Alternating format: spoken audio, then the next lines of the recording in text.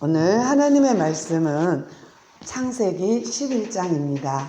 함께 11장 1절로부터 9절이라 조금 분량은 있지만 천천히 내용이 무엇인지 생각하면서 함께 읽겠습니다. 창세기 11장 1절부터 9절입니다. 시작. 온 땅에 무리가 하나요 말이 하나였더라. 이에 그들이 동방으로 옮기다가 신할 형제를 만나 그들이 교류하며 서로 말하되 자 벽돌을 만들어 경물을 굽시하고 이에 벽돌로 돌을 대신하여 벽돌로 주력을 대신하고 또 말하되 자 눈과 탑을 건설하여 그 탑 꼭대기를 하나님에 닿게 하여 너희들을 내고 온 지면에 흩어짐을 면하자 하였더니 여호와께서 사람들이 건설하는 그 성과 탑을 버리고 내어오셨더라. 여호와께서 이르시되 이 무리가 한 족속이요 어느도 하나님으로 이같이 시작하였으니 이후로는 그가 하고자 하는 일을 막을 수 없으리로다. 자 우리가 내려가서 거기서 그들의 언어를 혼잡하게 하여 그들이 서로 알아듣지 못하게 하자 하시고 여호와께서 그들을 온 지면에 흩으셨으므로 그들이 그 도시를 건설하기를 그쳤더라. 그러므로 그 이름을 바벨이라 하니 이는 여호와께서 거기서 온 땅의 가로를 혼잡하게 하셨습니다. 여호와께서 그들을 온 지면에 흩으셨더라. 아멘. 우리는 지난 시간에 성경이 말하는 이야기, 성경이 말하고 있는 것을 전체적으로 짧게 개관했는데요.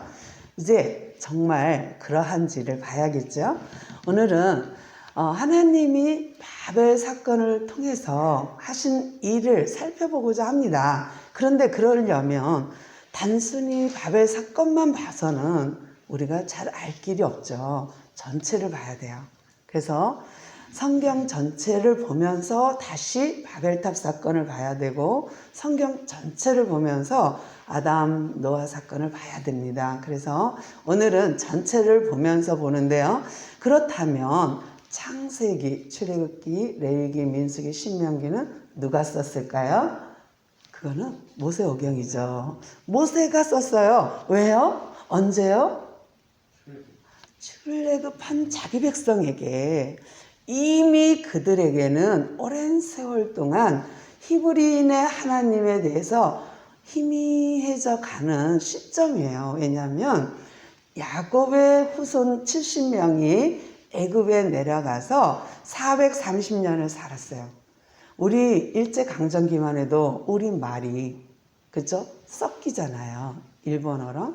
그런 것처럼 또 바벨 포로 70년 역시 마찬가지니까 그들이 회당을 만들었잖아요.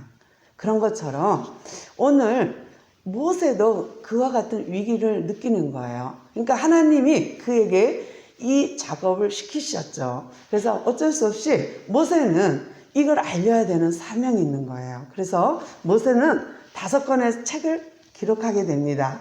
그래서 창세기를 기록하는데 특별히 1장부터 11장 내용을 왜 그들에게 전달했을까요? 오늘은 그것만 볼게요. 근데 출애굽하는 자기 백성, 정말 히브리인의 여호와 하나님을 희미하게 알고 있는 그들에게 분명하게 전달하고 싶은 모세의 마음, 하나님의 마음을 오늘 알아야 돼요. 근데 모세가 이 모세오경을 통해 특별히 창세기를 통해 특별히 1장부터 11장을 통해서 하고 싶은 말, 무엇을 전달했을까? 이 책을 통하여서 모세는 무슨 말을 그리 하고 싶었을까를 봐야 되는데 모세는요. 우리가 믿는 그 하나님, 우리가 알고 있는 히브리인의 하나님 여호와 하나님은 창조주이십니다 라는 내용이 1장부터 5장이에요. 그래서 우리 하나님은 창조주요, 우리 그 하나님은 인류의 시작이요, 시간의 시작이요, 모든 것의 시작이신 하나님이십니다. 그 하나님이 우리 하나님이십니다 라는 게 1장부터 5장이에요. 1장 창조하시고 2장 부연 설명하시고 3장에서 얼마나 지났는지는 모르지만 타락했어요. 그리고 4장에서 타락한 인간의 결과로 가인과 아벨 사건이 생기는 거예요. 타락한 인간의 모습이 아우를 돌로 쳐 죽이는 사건이에요. 그리고 5장이 아담의 족보로 이어집니다. 그런데 이 1장부터 5장, 그 다음에 6장부터 10장, 이 6장부터 10장은 노아 홍수 사건이에요. 그러면 모세가 이 아담 사건과 창조 사건과 또 이 노아 사건을 기록하면서 뭐를 전달하려고 했을까? 노아는요, 엄청나게 번성하면서 죄에 빠지는 사건. 그러면서 하나님이 그들을 어떻게 은혜 주시고 어떻게 끌고 갔는지 이야기가 펼쳐져 있어요. 그래서 10장의 노아의 후손들의 이야기, 셈, 함, 야벳의 후손들의 이야기로 종결 짓습니다. 그리고 나오는 게 11장이죠. 그러면 1장부터 11장은 전 인류의 이야기라고 보시면 돼요. 그런데 전 인류를 가지고 하나님의 나라를 운영하는 데 있어서 하나님은 아닌 것이에요. 그러니까 다시 한 사람 선택한 게 아브라함인데요. 그 아브라함은 다음에. 근데 여기서 모세는요, 아담, 노아, 바벨탑 사건을 통해서 도대체 무슨 말을 하고 싶었을까? 우리가 한번 그거를 봐야겠죠. 오늘 창세기 3장 6절 한번 보도록 할까요? 함께 읽겠습니다. 시작. 여자가 하나님을 먼저 보험기도 하고 보암기도 하고 지혜롭게 할 만큼 탐스럽기도 한 나무인지라. 여자가 그 열매를 따먹고 자기와 함께 있는 남편의 중에 그도 먹을지라. 아멘. 놀랍게도요, 저희가 만약에 집에 귀한 손님이 와요. 그래서 아주 저도 못 먹는 과일들을 사다가 냉장고에 넣고 아들에게, 아들 오늘 손님 오니까 이거 건드리면 안 돼 하고 예쁘게 세팅해 놨어요. 그리고 이제 오시면 바로 과일 대접하기 위해서 넣어놨는데 아들이 깜빡하고 먹어버렸어요. 그렇다고 해서 제가 화를 낼지언정, 아들 너 내 집에서 나가. 내가 먹지 말라는 거 먹었지. 너 내 집에 살 이유 없어 하고 쫓아내는 부모는 없을 거예요. 그런데 왜 하나님은 그 많고 많은 열매와 과실을 먹게 해놓고 요거 먹지 마 한 그 선악과 열매를 먹었다고 해서 에덴에서 추방했을까요? 인간도 하지 않는 것을 인간도 그리하지 않는데 하나님은 왜 아담을 에덴에서 쫓아냈을까요? 너무 가혹하지 않나요? 그런데 그만한 이유가 있죠. 이거는 단순한 불순종이 아닙니다. 선악과 사건은 전 인류에게 있어서 단순한 불순종 사건이 아니에요. 이거는 명백한 반역입니다. 그래서 우리나라에서도 이전 시대나 그러면 반역한 또는 그 가문에 대한 처결을 아시죠? 대부분 우리는 드라마나 역사를 통해서 알게 되는데 보면 임금의 자리를 넘보거나 또는 임금에게 정면 대항하거나 하면 반역 집안으로 해서 3대를 멸하고 그 가문을 멸절시키거나 귀양을 보내잖아요. 그런데 하나님 앞에 선악과 사건은 단순한 불순종이 아니에요. 반역이에요.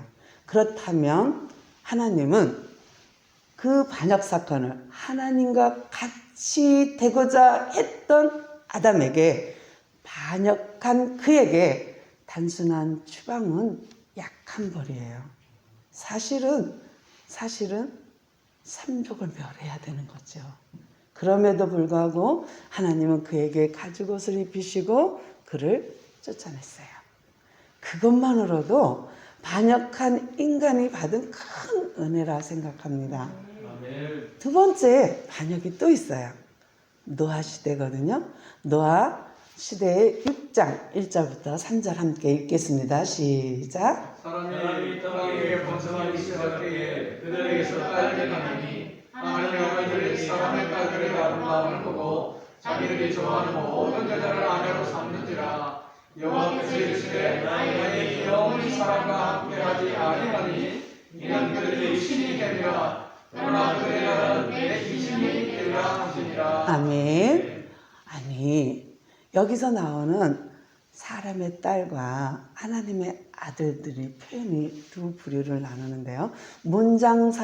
문맥 속에서 보면, 문장에서 보면 앞에서 나오는 가인의 후예를 사람의 딸로 보기도 하고요.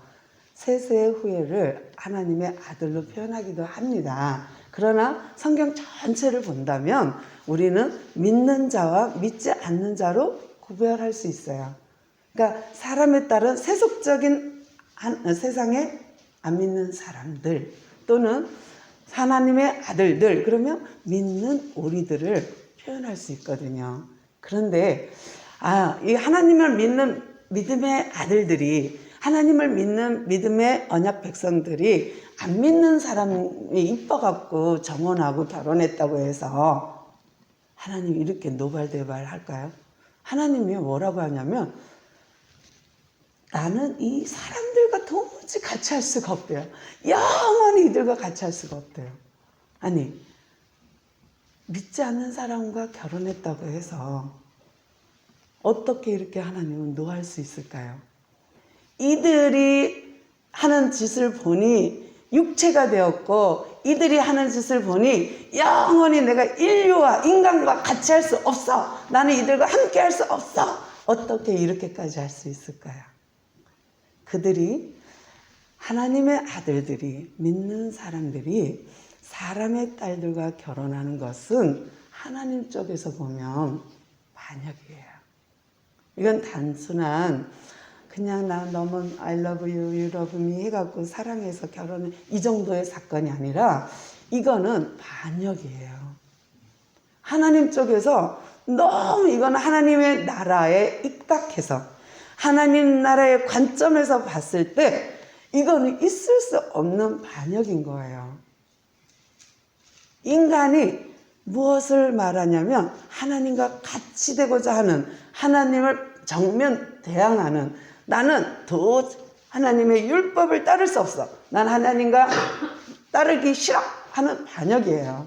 그래서 노아 홍수 사건 때 사람이 많이 번성하면서 하나님의 아들들이 사람의 딸들의 아름다움을 보고 결혼하고 사랑하고, 그래서 육체가 되는 그 과정은 하나님 쪽에서 보면은 하나님의 통치를 거부한, 하나님과 멀어지는 반역인 거죠. 우리가 하나님의 나라, 하나님이 처음 우리 첫 시간에 들은 것처럼 하나님의 나라는 다른 말로 말하면 저 멀리 뭐 천국 이게 아니라 하나님의 통치를 받는 그 상황, 하나님의 의가 다스리는 그 상황이 하나님의 나라인 거예요. 하나님이 왕이 돼서 내 안에서 나를 주인 돼서 나를 통치할 때에, 내가 그분의 통치 아래에 있을 때 우리는 하나님의 백성인 거예요. 근데 하나님의 통치를 거부하면 하나님의 백성이 아닌 거고, 하나님의 통치를 거부했기에 하나님에게는 반역인 거예요. 그러므로 아담 사건도 노아 홍수 시대의 사람들도 하나님의 나라의 관점에서 보면 이건 엄밀한 반역인 거예요. 그러면 오늘 이제 바벨탑 사건을 또 봐야겠죠. 근데 11장을 보기 전에 먼저 하나 봐야 돼요. 그게 뭐냐면 10장이에요. 먼저 셈, 함, 야벳을 통해서 하나님이 말씀하신 게 있어요. 이거는 PPT 없으니까 성경을 봐야 되는데요. 10장 6절 한번 함께 읽겠습니다. 10장 6절이에요. 이거는 노아 후손들의 번성함을 말하고 있거든요. 6절 함께 읽겠습니다. 시작. 아들 구스와 이스라엘과 그와 가나안이요. 6절이 그거였나요? 남이었더라가 몇 절인가요? 내가 잘못 외우고 있나요? 각 나라와 방언과 족속대로 나뉘었더라예요. 그럼 20절은요? 10장 20절은요? 함께 읽겠습니다. 시작.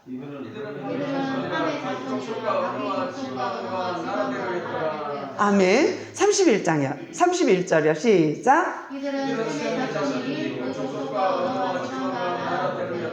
예. 놀랍게도요. 노아 홍수 사건 이후에 그들이 땅에 번성하기 시작합니다. 어마어마한 문명의 발달과 함께 함의 자손들은 바닷가 유럽으로, 가나안의 후예 야벳의 후예들은 바닷가 유럽으로, 그 다음에 가나안 함의 자손들은 그 아래로, 그 다음에 셋의 후예들은 동방쪽으로 이동해서 번성합니다. 그런데 뜬금없이 무엇이 나오냐면 각 언어, 각 나라로 나뉘었다, 지방으로 나뉘었다가 나와요. 그러면 9장까지는 그런 말이 없었는데 10장에서 번성하면서 언어가 달라, 나라가 달라, 지방이 달라. 이게 웬일이지? 9장까지 이런 게 없는데 10장에 와서 갑작스레 번성해서 언어가 바뀌어? 그 언어 바뀐 이유가 11장의 원인이 나와요. 그러니까 10장에 언어가 나뉘었는 근거, 왜 언어가 나뉘었고, 왜 나라가 나뉘었고, 왜 각 지방으로 나뉘었는지 그 이유가 11장이에요. 그래서 11장의 이유가 되는 거예요. 11장을 언어가 나뉜 원인이에요. 그래서 오늘은 이제 11장을 본문으로 봐야 되니까 11장 보는데요. 1절부터 4절까지 먼저 우리가 아까 봉독했지만 그래도 함께 천천히 읽어보겠습니다. 1절부터 4절입니다. 시작. 땅에 언어가 하나요 많이 하였더라. 이에 그들이 동방으로 옮기다가 신하리란 그들을 만나 그들이 교류하며 서로 말하되 자 벽돌을 만들었다고 이동하고 이에 벽돌을 대신하여 벽돌로 지정을 대신하고 또 말하되 자 지옥과 바닥을 하여 바닥 배경을 하게 하여 우리 이름을 내고 온 세계에 흩어짐을 변하자 하였니. 아멘. 놀랍게도요. 10장의 언어와 나라와 지방으로 나뉜 이유가 설명되고 있는데 11장에서 이들의 언어가 하나였어요. 그리고 그들은 아주 번성했어요. 그리고 신할 평지, 티그리스 강과 유브라데스 강 쪽으로 그 문명의 발달의 근원지 쪽으로 이동하면서 그들의 문명은 정말 대단히 발전했어요. 어느 정도냐? 벽돌을 구울 정도로. 우리나라도 붉은 벽돌 나온 지가 그리 오래되지 않아요. 그쵸? 우리 어릴 때 시멘트 벽돌 툭 치면 툭 부러지는 시멘트 벽돌. 그 전에는 흙이었어요. 흙벽돌. 그랬는데 흙이 시멘트 벽돌로, 시멘트 벽돌이 빨간 붉은 벽돌, 구운 벽돌로 되기까지 우리도 얼마 되지 않았거든요. 그런데 바벨탑 사건 이 시대에 이미 벌써 붉은 구운 벽돌이 있었어요. 문명이 엄청 발달했죠. 그뿐 아니라 우리가 지금 벽돌과 벽돌 사이에 시멘트 발라서 이렇게 쌌잖아요. 그랬는데 이들은 역청을 발라요. 그러니까 우리 아스팔트에 까는 콜크, 그 까만 그 끈적끈적한 그거를 시멘트 대신 썼다는 거예요. 그러면 얼마나 튼튼할까요? 이들의 운명은 어마어마하게 발전했어요. 언어가 하나여 번성하고 문명이 발달하고 힘이 생기고 권력이 생기니까 그들이 한 것이 뭐냐면 탑을 쌓고 성읍을 만들자예요. 근데 우리는 어디에 초점이 심볼, 마크, 탑에 관심이 있어요. 왜? 그 끝이 하늘에 닿았다. 우리의 이름을 내자, 명찰을 내자 이렇게 생각하니까 모든 사람들이 탑에 관심이 있는데 실은 따지고 보면 성읍이에요. 성읍을 건설하는 데 있어서 하나님이 하강하십니다. 하나님 내려오세요.